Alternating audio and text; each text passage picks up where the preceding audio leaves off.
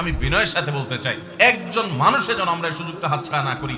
আল্লাহ তাআলা দুনিয়ার আসমানে এসে তারপরে বান্দাকে ডেকে ডেকে বলেন, আল্লাহ মিন মুবতালান, তোমাদের মধ্যে কেউ কি অসুস্থ আছো, ফাআফিয়াহু, আমি তাকে সুস্থতা দান করব। আল্লাহ মিন মুস্তাগফিরিন ফাগফির লাহ, তোমাদের মধ্যে কেউ কি আছো ক্ষমা প্রার্থনাকারী, আমি তাকে ক্ষমা করে দিব। এভাবে ডেকে ডেকে আল্লাহ তাআলা দিতে থাকেন। 24 ঘন্টার ভিতরে দোয়া কবুলের সবচেয়ে আদর্শ সময়, যে সময়ের দোয়া কবুলের সম্ভাবনা সবচেয়ে বেশি। প্রিয় দর্শক, রমজানে যেই সময়গুলোতে দোয়া করলে আল্লাহ ফিরিয়ে দেয় না। প্রিয় দর্শক, এই ভিডিওতে আমরা জনপ্রিয় ইসলামিক প্রচারক শাইখ আহমদুল্লাহ হুজুরের বয়ান থেকে রমজানে যেই সময়গুলোতে দোয়া করলে আল্লাহ ফিরিয়ে দেয় না সেই সময়গুলো তুলে ধরবো। প্রিয় দর্শক, ভিডিওটি খুবই ইম্পর্টেন্ট, আর বেশি কথা বলে আপনাদের মূল্যবান সময়টুকু নষ্ট করব না। আমরা এক এক করে রমজানের যে সময়গুলোতে দোয়া করলে আল্লাহ ফিরিয়ে দেয় না সে তত্ত্বগুলো শুনবো। আল্লাহ সুবহানাহু ওয়া তাআলা ডেকে ডেকে বান্দার ক্ষমা ঘোষণা করেন, বিপদ আপদ দূর করেন, অসুখ বিসুখ দূর করেন। এই সময়টা হলো রাতের শেষ প্রহর, ফজরের আগের সময়টা, তাহাজ্জুদের সময়টা। 11 মাস ধরে আমরা নানা ব্যস্ততার অজুহাতে আমাদের তাহাজ্জুদ পড়ার সুযোগ হয় না, ভোর রাতে ওঠার সুযোগ হয় না। ভাইরা আমার, রমাদানের মাস, আপনি তো সাহরি খেতে প্রায় প্রতিদিনই উঠছেন। আপনার যেহেতু সাহরি খাওয়ার উদ্দেশ্যে উঠাই লাগে, তো আপনি কেন এই মাসে সাহরির সময় ভোর রাতের এই সময়টাতে যখন আল্লাহর সাধারণ ক্ষমা ঘোষণা করেন, ওই সময়টাতে আপনি কেন শুধুমাত্র খেয়ে পরে আপনি মসজিদে চলে যাবেন ফজরের জন্য? অবশ্যই আপনি সাহরি খেতে উঠলে 2-5 মিনিট সময় বের করে বিশেষভাবে আল্লাহর কাছে দোয়ায় মনোনিবেশ করবেন। আমাদের একটা বড় ভুল হলো সাহরির এই সময়টাকে দোয়ায় আমরা মনোনিবেশ করি না। সম্ভব হলে 2 রাকাত নামাজ পড়েন, 4 রাকাত নামাজ পড়েন। সেটা যদি না পারেন তো সাহরির খানার শেষে অথবা আগে আপনি আপনার রুমে গিয়ে লাইট বন্ধ করে নিরিবিলি জায়গায় একটু আল্লাহর কাছে হাত তুলে একটু চোখের পানি ফেলে চান, দোয়া করেন। দোয়ার এই সুযোগটা 11 মাস আপনি পান না, রমজান মাসে সাহরির উসিলায় পেয়েছেন, তো আপনি সেই সুযোগটা কেন হাতছাড়া করবেন? আমি বিনয়ের সাথে বলতে চাই, একজন মানুষের যেন আমরা এই সুযোগটা হাতছাড়া না করি।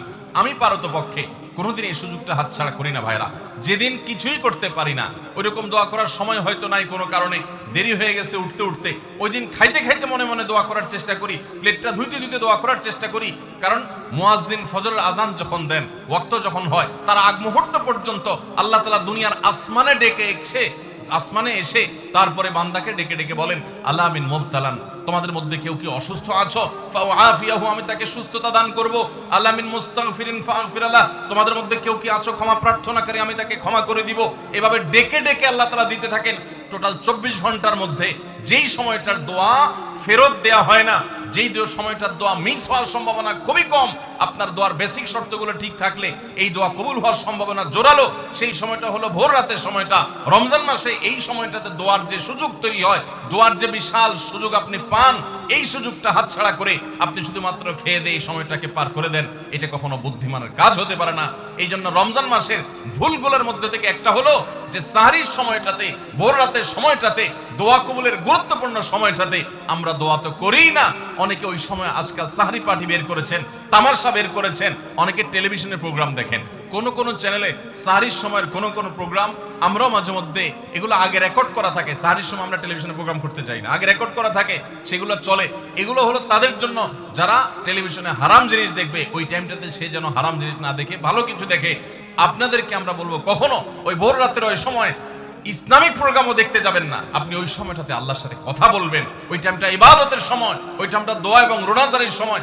আমরা বেশিরভাগ মানুষ এই ভুলটা করি যে রমজানে আল্লাহর কাছে পাওয়ার এই বিশাল সুযোগ আমরা হাতছাড়া করে ফেলি। আমরা এখন থেকে সাহরিতে উঠলে দোয়া করবো তো ইনশাআল্লাহ। আল্লাহ আমাদের সবাইকে তৌফিক দান করুন। প্রিয় দর্শক, এরকম নিত্য নতুন ভিডিও পেতে আমার চ্যানেলটিকে সাবস্ক্রাইব করুন। দেখা হবে নিত্য নতুন ভিডিওতে, সে পর্যন্ত ভালো থাকবেন। আল্লাহ হাফেজ।